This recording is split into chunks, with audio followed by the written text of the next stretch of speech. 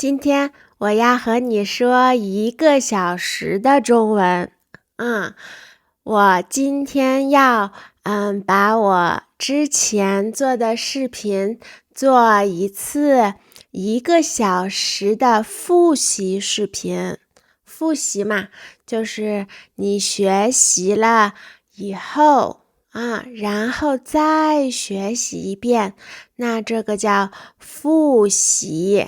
所以这个1个小时的复习时间听起来好像有点长，但是呢，我想这个可以作为一个你可以慢慢听的东西，就是你比如说在出去的时候在外面散步的时候在外面走路的时候，你可以慢慢的听我来帮你复习之前你看到的这些视频。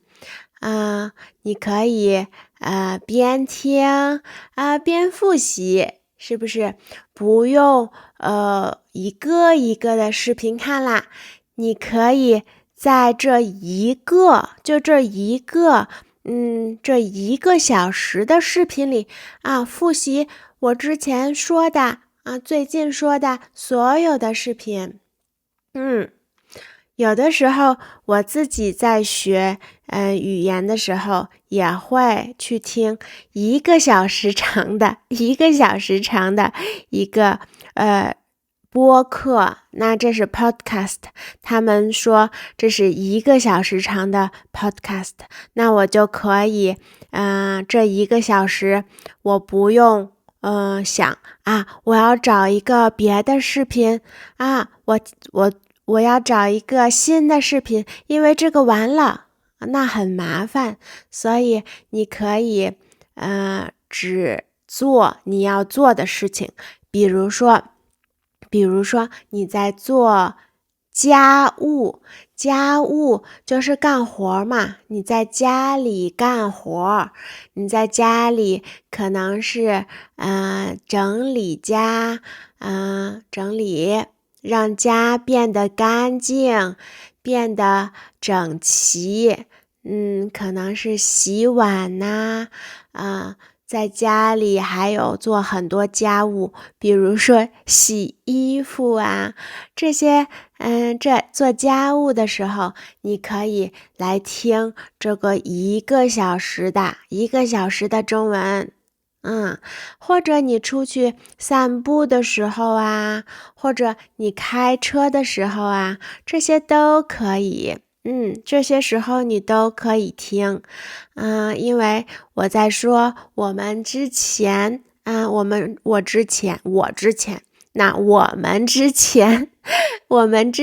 的视频可能是最近的这10个吧，这11、2个我会一个一个的慢慢的和你说一遍。那我们可以我想从买车的这一期开始说，这是一期视频，是吧？一期，这个期是量词，量词呢就是比如说1个苹果，1个苹果，1杯咖啡，1杯咖啡，1个人，1个人，1支笔，1支笔，是吧？这都是中文里的量词，量词。那我们说视频的量词叫一期视频，一期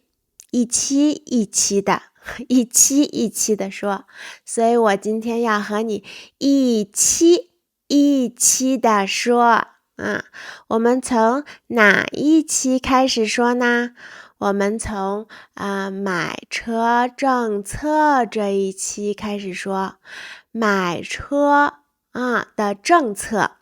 这一期呢，我说了在北京买车是一件很难的事情。在北京买车很难，因为在北京住很多的人，大家在北京住，然后在北京生活，但是呢，北京还是有点小，住的人太多了，那车就太多了，空气会不好。空气不好，那大家呼吸的空气不好，那对自己的身体就不好。所以在北京买车呢，就会有一个政策。政策就是国家做的决定，国家决定啦，不可以这样。只可以那样这是一个政策。那我们说在中国有二胎政策，那二胎就是2个孩子的政策。以前是独生子女政策，独生子女就是单独的孩子的政策，只能生1个孩子的政策。然后现在是没有限制的政策了，没有限制就是你没有控制，国家不管了，他不管了，你可以生几个都可以，你可以生1个，你可以生2个，你可以生3个，你可以生4个，都可以。那这就是没有控制的生，你可以没有控制的生。这个你不用控制了，你不用想我只能生2个，不，我生的太多啦，你不用控制你可以随便生，随便生就是想生几个生几个，你想生几个就生几个。你想生几个就生几个，那这就是随便生，随便生。那这是中国在生孩子上的政策，在生孩子上的政策就是随便生，随便生。但是呢，大家都不随便生，他们不随便生。我觉得现在更多的人选择的是不生，这是随便的不生，很随便。他们的随便是我不生了，我不生了。好，那现在在生孩子上的政策就是国家的决定。是可以随便的生，不控制。那北京呢，在买车上有一个政策，这个政策就是随便买，不是随便买，不是随便买，是不可以买，是不可以买。不，这是控制的买，有控制，要控制你。控制就是我说买几个，你买几个。我说我是谁呢？我是中国的政府。中国的政府就是他们做所有决定的人。政府做决定，政府的决定是你现在不可以买，你2年后可以买，这是政府的决定。所以中国在买车上，北京在买车上有这个政策，要控制，他们决定你是不是可以买。那北京买车的这个政策，我觉得很有意思嘛。所以我说买车的这个政策，他们的这个政策的名字是摇号政策。他们买车要摇号，摇号啊，记得吗？摇号就是在你买车的时候，你要先做什么呢？你要先给政府一个申请就是你写的一个东西，你写的可以是在电脑上，在网上写你写政府，我想买一辆车一辆车。听到量词了吗？这个量也是量，这个辆，一辆车的辆是车的量词。那你可以说，政府，我想买一辆车。在申请上，你还可以说政府，我想买一辆电车。这个电车呢，就是用电的车，用电。那电呢，是我们平常很多东西都是用电的，比如手机，打电话的，喂，打电话用的手机就是电，用电的东西。然后我们还有电脑，这是用电的，这些都是用电的。那电的车也可以叫电动车，但是这都是很新的东西。电动车嘛，这是很新的，可能我觉得就是最近的10几年，在中国慢慢的有人知道车还可以有电的，车还可以有电动的这是很新的事情，所以呢大家很多人不知道这个车叫什么，很多人不知道的所以可以叫它电车，也可以叫电动车你说电，大家就明白了，这个车是用电的，它不用什么呢？它不用汽油。汽油你知道吧？就是用以前的大部分的车都是用汽油的还有别的油，不是汽油的油还有别的油，但是都是用这种油，一种油现在的新的这种车呢，我们叫新的能源，电车、电动车是一种新能源的车。记得新能源吗？能源就是比如说太阳太阳是能源，风是能源，还有呢电是能源，水是能源，这些都是能源。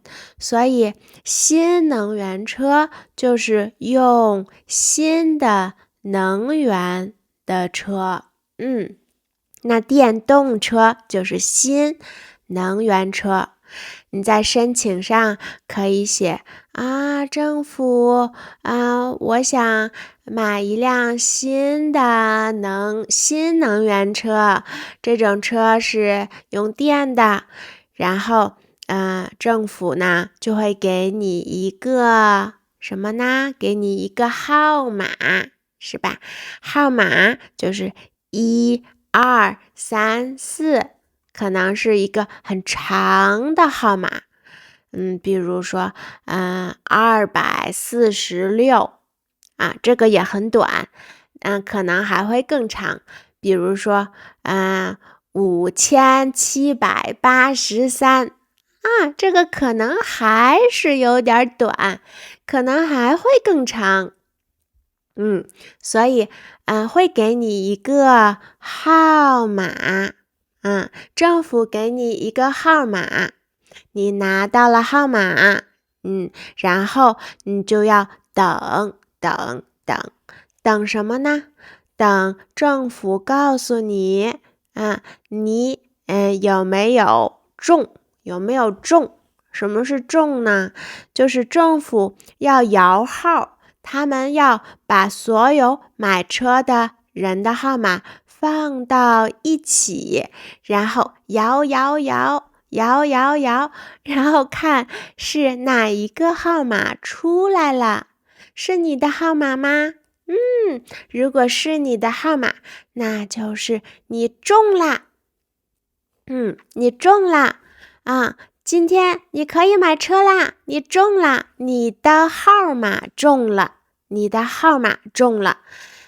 所以这个摇号是政府要做的事情，他摇你的号码，摇所有买车人的号码，摇，然后如果你中了，那你就可以买车。这就是不能随便的买车，不可以随便买车。随便就是你想买你就买，这是不可以的事情。你不能做你想做的事情，你不可以做你想做。你现在想买，但是不行。你明天想买，但是不行。你后天想买还是不行，所以你不能做你自己想做的，这就是不能随便的买你要等政府的决定政府决定了，你中了，那你中了是什么？就是你的号码出来了，政府摇号摇到了你的号码，那你就可以买车了。然后呢，我还说了，在视频里我还说了，什么样的车，什么样的人更容易买到车？这个很重要，因为如果你是一个人，想买一辆车，那你要等很久，你可能要等很多年，要等很久，是吧？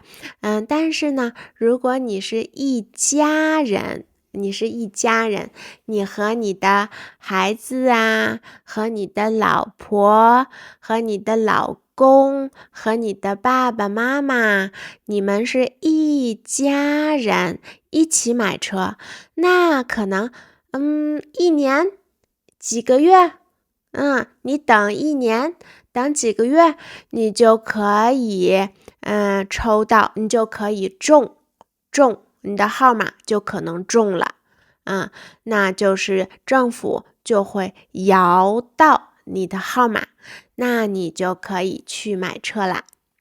所以呢，这个摇号还是有一点的，摇号是一件很难的事情有可能你不能被摇到，你不能买，但是如果你是一家人，那就容易很多，你就更有可能被摇到，在北京买车还是一件很难的事情。不过我后来查了一查，在网上查了一查，在中国的很多的城市也有这种买车的控制，政府要决定是不是你可以买车。所以在别的城市也有，不只是北京，但是北京是最严重的，最严重的。别的城市可能会有这种叫竞价买车。竞价买车就是你给政府钱那很多人一起竞价。那比如说大家说这辆车他们竞的是车牌，车牌是一个车牌的号码，那这是车的号码牌，每一辆车都有一个号码牌，是吧？号码牌在车的上面，在车的前面和后面都有一个号码牌，必须有号码牌，你才可以开车，你的车才可以在外面开。在外面开，对，在马路上开。所以在很多别的城市会有这种竞价买车。竞价买车呢，就是你要竞价这个号码牌。听我说什么是竞价啊？竞价就是一个人说我要这个号码牌，我给你10块钱，10块钱有点少，但是差不多吧。这个人说我给你10块钱，然后另外一个人说哦不，我给你15块钱，然后第三个人说哦我可以给你100块钱。那这就是让价格是50，100，是吧？这是车牌的价格。那这个价格就一点越来越高了，是吧？所以这是竞价买车大家想买一个车牌，但是这个车牌怎么卖呢？它没有一个价格，不是这个车牌多少钱，是大家要出钱，要给钱。大家说我给10块，我给50，我给100，我给200。那给最多钱的那个人，哪个人能出最多的钱？哪一个人可以给最多的钱？那这个人就可以买到这个车牌，买到了，车牌是你的啦，给你吧。你回家，你可以把车牌放到你的车上，那你就可以用这辆车啦。这辆车你可以用啦，你可以开出去。所以这是竞价买车。在很多别的城市呢，也会有摇号买车，但是同时就是一起也会有竞价买车，这两个都有。但是在北京是最严重的，它没有别的方式买车，只能摇号买车，所以这就超级难了。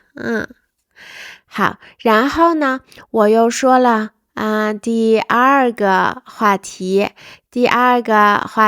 是，这不是第二个话题了，这是在摇号买车后说的话题。在摇号买车后说的话题是这个猫奴文化。中国呢有这个猫奴的文化。猫奴文化是什么呢？就是做猫是你的主人你超级的喜欢猫，你为猫可以做所有的事情，那这就是猫是你的主人，你是猫的奴才，那猫奴他们就是什么样的人呢？就是超级爱猫的人，超级爱猫。他们怎么爱猫呢？他们可能会去撸猫，撸嘛，就是摸，各种摸，很多不同的摸，在摸猫。是，他们会摸猫啊，撸也叫撸啊，这个词是新词，这是这几年在中国的一个新的词，叫撸猫。所以他们会去撸猫，然后也会吸猫，还记得吗？吸猫就是把脸放在猫上，吸，把脸放在猫上，也可以这个用吸管吸，但不是用吸管吸猫，是用脸和鼻子，吸猫。他们会撸猫啊，吸猫，然后他们会去哪儿呢？会去猫咖啡厅，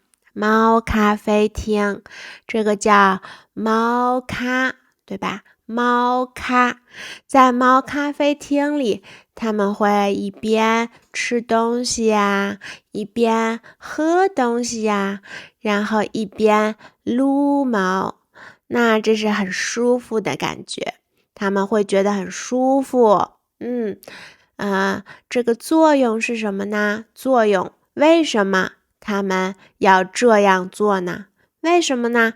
因为他们有很多中国人生活在中国，经常会有很多的压力觉得好压有人给我很多压力，可能是工作呀，学习都有很多的压力。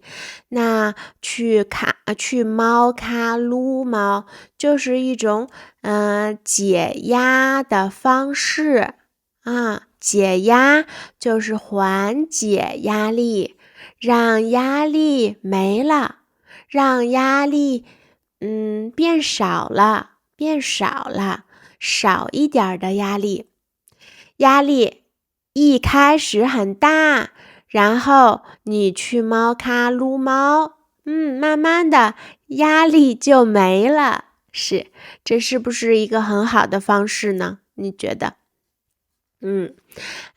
然后还有很多中国人，他们喜欢撸猫和吸猫，但是他们自己不养猫，不能养猫。可能是住的地方不让他们养猫，所以呢，他们就云养猫，在云彩上吗？不是在云彩上，这个云就是在网上他们在网上看猫的视频，看可爱的小猫咪的视频，哇，好可爱，他们就会觉得好像自己在养猫，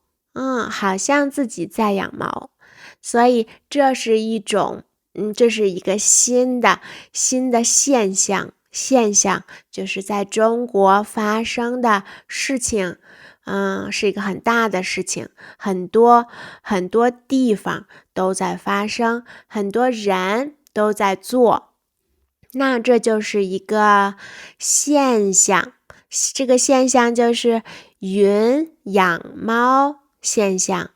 在网上看各种猫的视频，然后感觉自己就好像自己养猫啦，那很愉快，心情就会很好，就像自己养了宠物猫是宠物，是吧？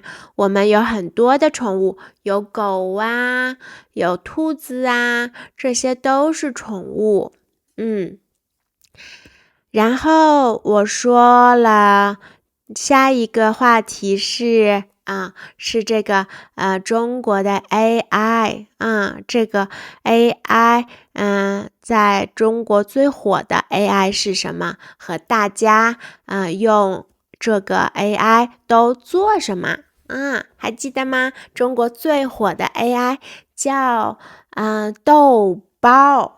豆包，我觉得豆包这个名字超级的可爱，因为它是一个吃的东西，是一个包子一样的包子，有点是一种包子，但是呢，里面是甜甜的豆子，里面是甜甜的豆子馅儿，里面的东西是豆子，一种豆子，甜甜的。很多人都很喜欢吃，我也很喜欢吃。那这个豆包呢，它有很多的作用，有很多的功能function， 它有很多功能，可以做很多事情。我觉得在中国有很多人用豆包学习，对，它其实学习的function， 学习的功能很强大，很厉害，很厉害，非常的有用，可以帮助学生学习。然后还有很多人用豆包做这个视频，我觉得是有很多人用豆包做视频的。那放到这个视频，他们会放到中国的视频网站上。中国的视频网站呢，就是抖音，对，是抖音。抖音他们就是做 TikTok 的公司，是吧？这个中国的 TikTok 叫抖音这个名字也是很有意思，因为抖是手在抖，抖是一直动的意思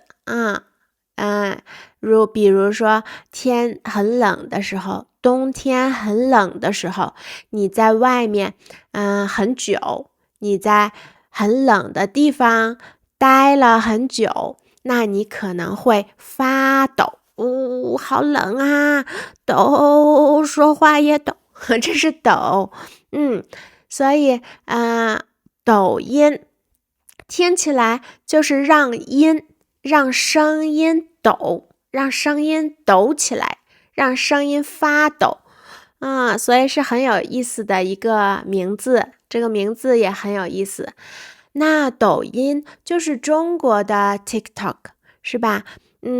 然后做豆包的公司和做抖音的公司是一个公司，我觉得是一个公司，所以在豆包上可以很方便的做一个视频，做好这个视频，然后发到抖音上，发到中国的 TikTok 上这就很方便了。然后我们在这个视频里，我和你说了一个很好的一个词，这个词呢是偷懒这个词很实用，就是经常用，会经常用，实用，很实用又好用又有用。好用和有用不一样哦，好用是可以经常用，有用呢是用的地方很多差不多，这两个好像差不多，但是好用和有用还是不一样的。好用是那我说的实用就是 practical， 那这个词是很实用的，就在很多的时候都可以用那这个词是什么？这个词是偷懒拼音是偷懒偷懒，我们可以说一个人很懒，我很懒，我什么都不想做了，我不做，我不想干活，我不想干活，我不想工作，这是很懒，每天都不想很努力的做事情，那这可能是一个人很懒。那偷呢，就是去拿别人的东西，然后别人不知道，那这是偷，是不是？偷懒就是我想偷偷的懒，偷偷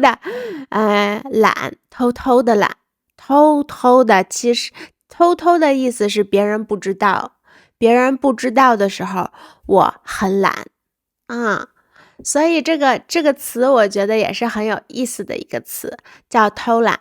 我觉得用 AI 用豆包或者别的什么ChatGPT 呀，这都是 AI 嘛。那用 AI 的时候，我觉得人会有点偷懒的感觉，就是人不用自己干活，不用自己想，不用自己做了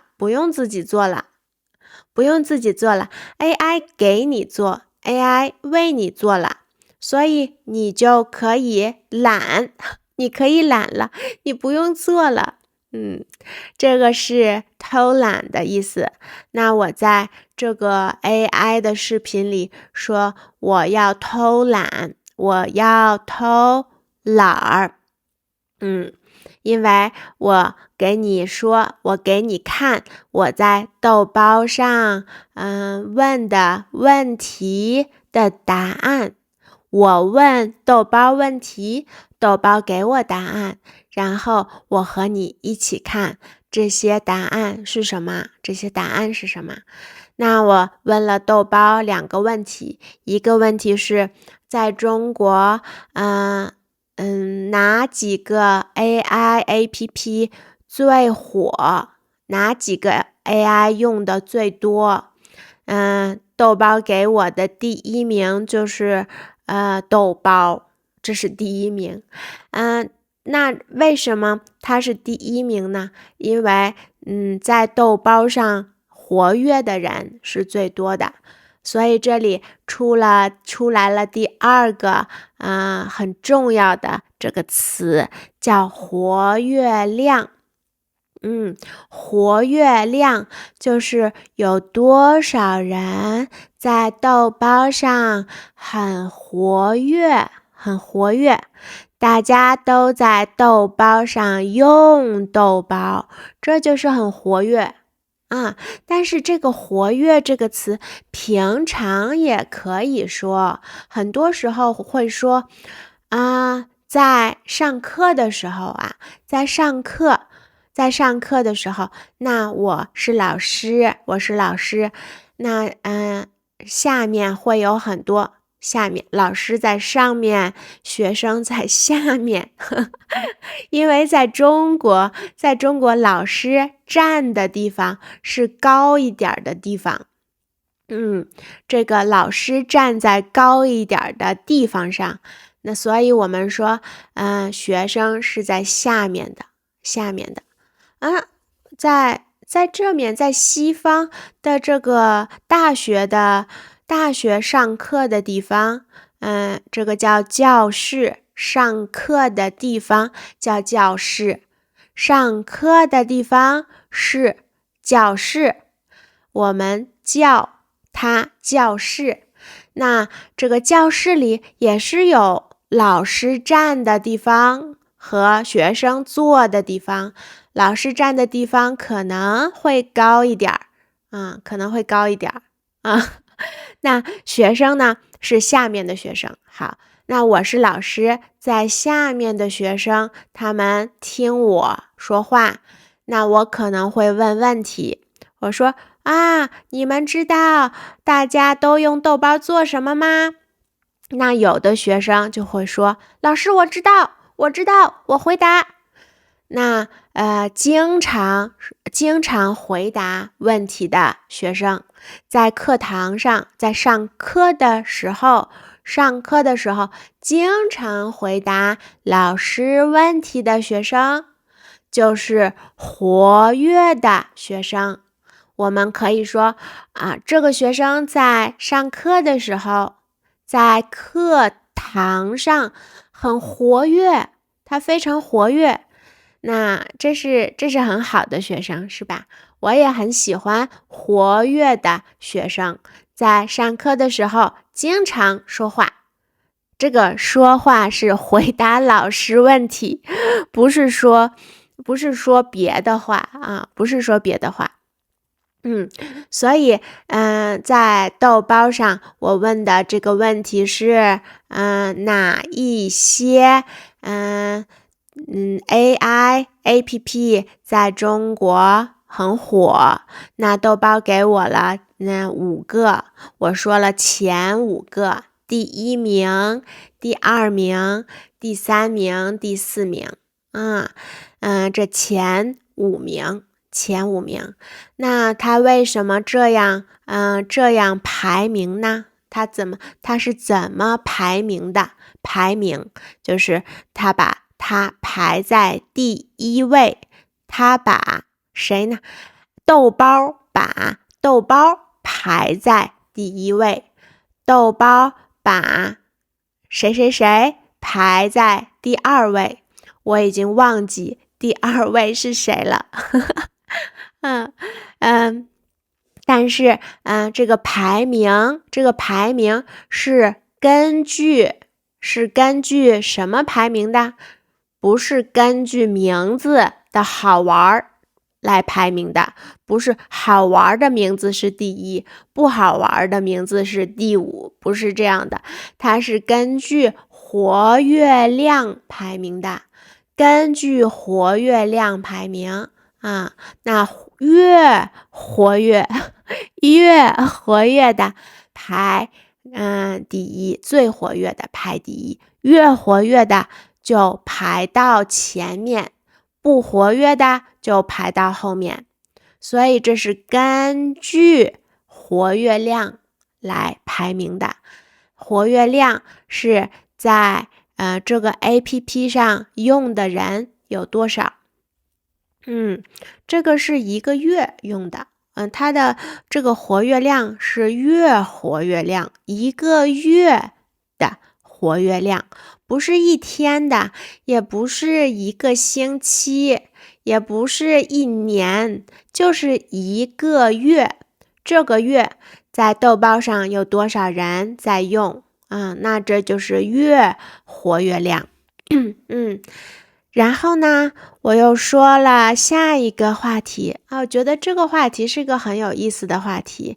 这个话题是中文加英文，中文加英文。那加就是说中文，突然有一个英文的词在里面，这就是中文加英文。这个加是在2个东西里面的中间，是吧？这个东西中间加了一个东西。这个比如说面包里面加了什么呢？面包里面加了奶酪，好吃。那这个中文加英文那我说这是 Chinglish， 是不是？我说它叫 Chinglish。那我觉得是它有一点是中国人的用法，这些英语和真正的英语不一样了，是中国人用英语的方法。这里我说了4个还是5个。第一个是好有 feel 那我们说这个地方，这个咖啡厅好有 feel， 我觉得这是中国话里的很有感觉，这个地方很有感觉。那好有 feel， 好就是很的意思。好有很的意思好经常是比如说我说好我好累啊，我好累，那就是我很累。我好饿啊，我好饿啊，那就是我很饿。我觉得用好的时候，好的意思在这里是很，用好的时候听起来更好，听起来更舒服。所以说好的时候，是更口语，听起来也更舒服、更自然的一种说法。好有 feel， 好有感觉，那就是一种这个地方非常的看起来非常的好，是不是非常的特别，又特别又好？然后我还说啦，很嗨，很嗨。这个嗨是英语里的嗨，但是它的用法也是中国人的用法。好玩的是。什么是好玩的呢？好玩的就是这个嗨也有一个中文的字，也有个中文的汉字它看起来像大海的海。这个汉字看起来像大海的海字。那我们可以说我玩得很嗨，我玩得很嗨，我们聊天聊得很嗨。那就是玩得很高兴，玩得超级的高兴，超级的兴奋，都很高兴聊得很嗨呢，就是两个人聊天聊得都很兴奋，都很兴奋。那我觉得我什么时候很嗨呢？就是我在录视频说一个新的东西的时候，我觉得我会越说越嗨，我会越说越兴奋，越说越高兴，经常会这样。再说一个新的话题，这会让我觉得很兴奋，我会很嗨，我会越说越嗨。然后我又说了下一个是 get 到和 get 不到你 get 到这个笑话了吗？我说一个笑话给你，然后你不觉得有意思，那就是你没有 get 到笑点，你觉得没什么意思。笑点就是让你笑的地方，为什么这个笑话有意思？你没明白，就是你没有 get 到笑点。get 到和 get 不到。然后这个 get 也可以用在一个技能上，技能就是你学会做的一个事情，你能学会的一个事情。有很多事情是你可以学会做的，很多运动这个滑雪呀、滑冰都是你可以学的一个技能。这都是技能。那我最近新的技能是什么技能呢？就是我用CapCut， 我用这个这是一个 APP 吧？我在我的 iPad 上用，那这是一个 APP。我用 CapCut 做我的视频，那我用这个 APP， 我会用啦。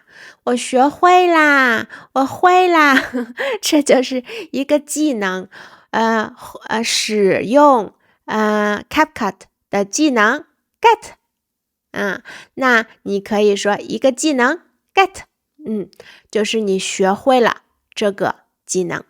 那这个 get 在英语里没有这个意思，是不是？然后呢，我又说了最后一个是 hold 不住和 hold 得住。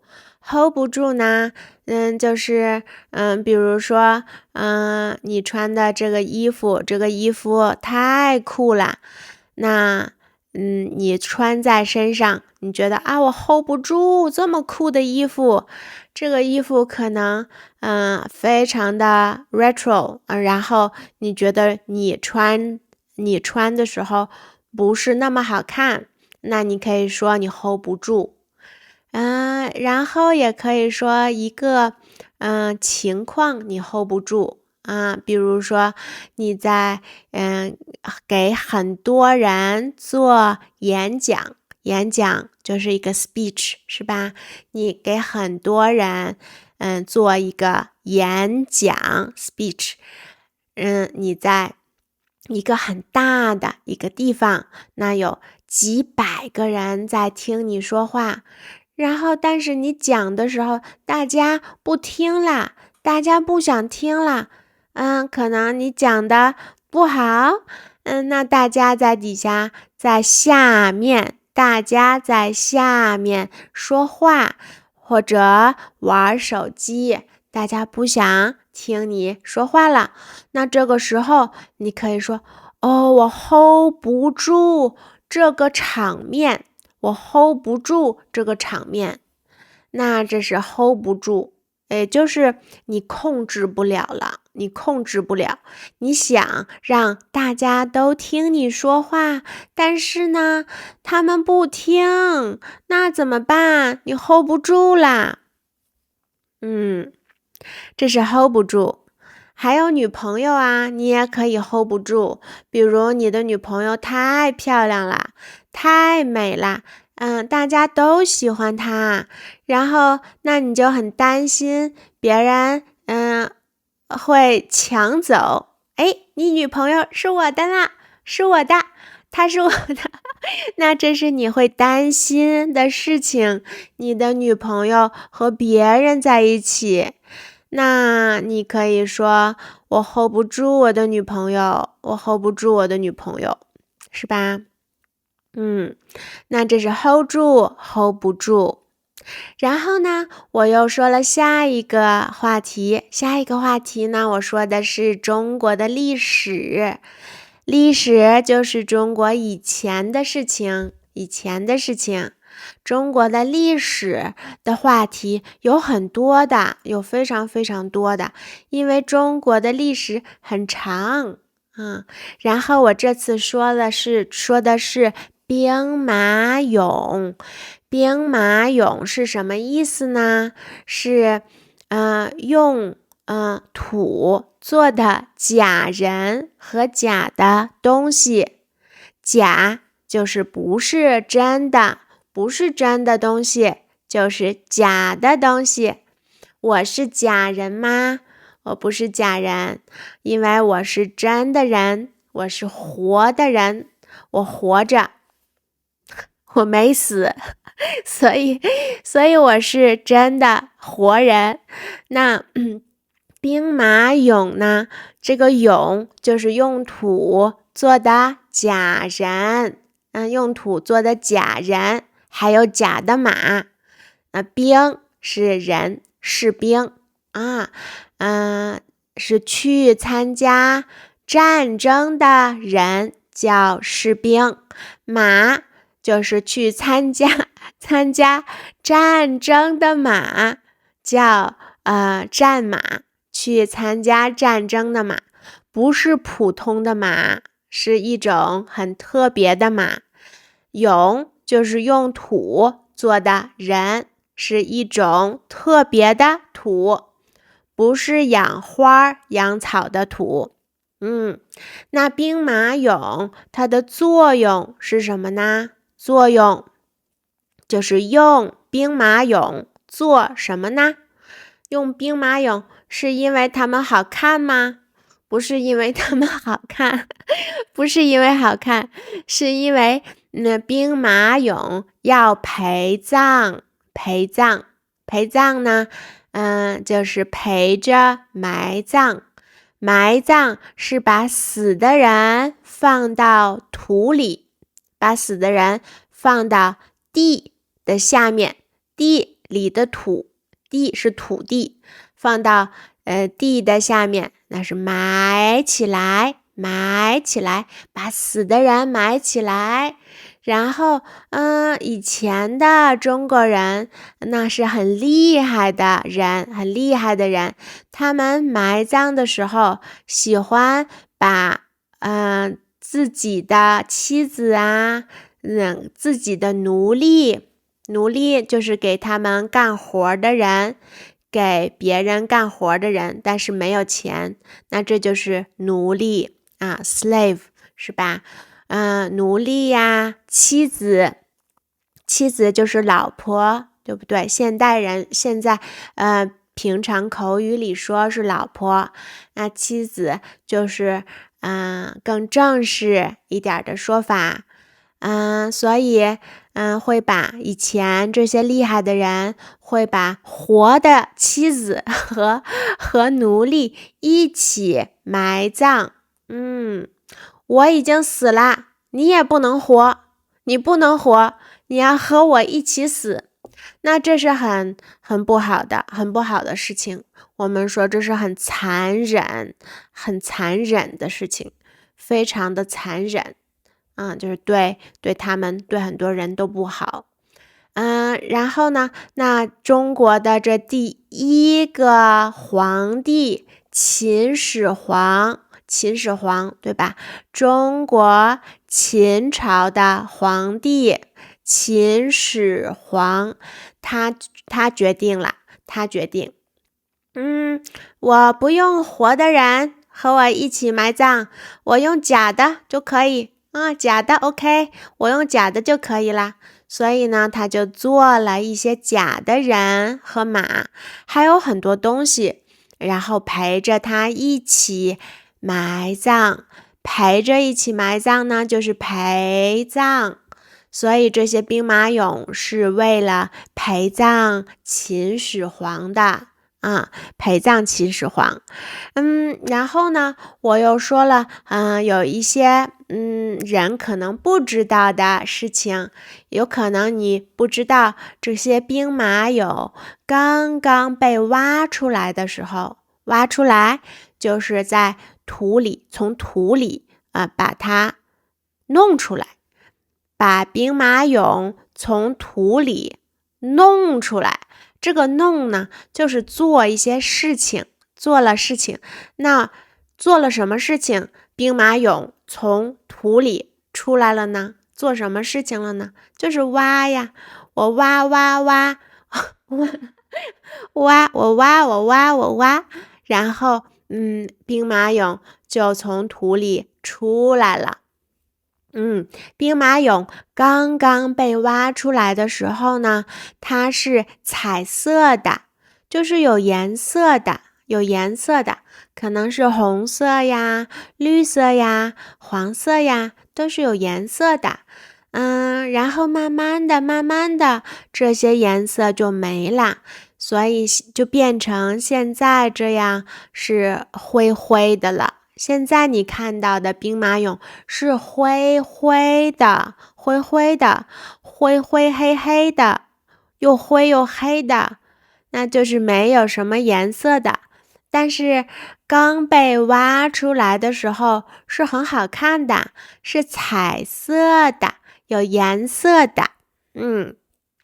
所以这是一个可能很多人不知道的事情，很多人不知道，兵马俑一开始是有颜色的，然后呢，还有他们的这个脸，每一个兵马俑都是不一样的。有的人眼睛大，有的兵马俑眼睛大，有的眼睛小，有的脸大，有的脸小，每一个都不一样。那兵马俑有3000多个，3000呐，就是3000，三个零，那是很多兵马俑啦，是不是？但是每一个都做的不一样，我觉得这是完全可能的，因为每一个都是一个人做的。不是机器做的，当然是不一样的，是吧？当然是不一样的。但是呢，这个我说秦始皇，这是皇帝，中国的第一个皇帝，他的埋葬的地方没有被挖开啊，他被埋葬的地方，也就是他死了，他被埋葬了，但是他埋葬的地方大家不想挖开，因为有很多的危险，有很多危险，在这里面会有一种东西是有毒的，可能你挖开，你挖的时候，挖的人就死了，就可能死了，所以大家还不敢去挖秦始皇的坟墓。坟墓就是死人埋葬的地方，死人被埋葬的地方叫坟墓。那这个秦始皇的坟墓里有什么呢？很多人就觉得很好奇，他们想知道这里面是什么呢？里面有什么东西呢？有没有宝藏？有没有宝藏？那宝藏就是金子、银子，钱呢？金子、银子，他们想找宝藏，在秦始皇的坟墓里，今天我说了，我们一起回顾就是复习，就是看以前的东西，看以前的事情，叫回顾。我们回顾了1、2、3、4、5个，我才和你回顾了5个视频，我就说了1个小时，这已经是很长的时间了。但是我想这个视频是为了让你能用来沉浸，做中文沉浸的时光。沉浸嘛，就是比如说你在水里一个人在水里，那这就是沉浸的感觉。你沉浸在里面，周围都是水，然后你在中间，那这是沉浸。那现在你的耳朵里都是中文，所以你在中文里沉浸了1个小时。你很棒哦！如果你能听我说1个小时的中文，那这真的很棒，我会给你一个赞，这是我逐字给你的赞。然后下次我再和你回顾别的话题，好吧？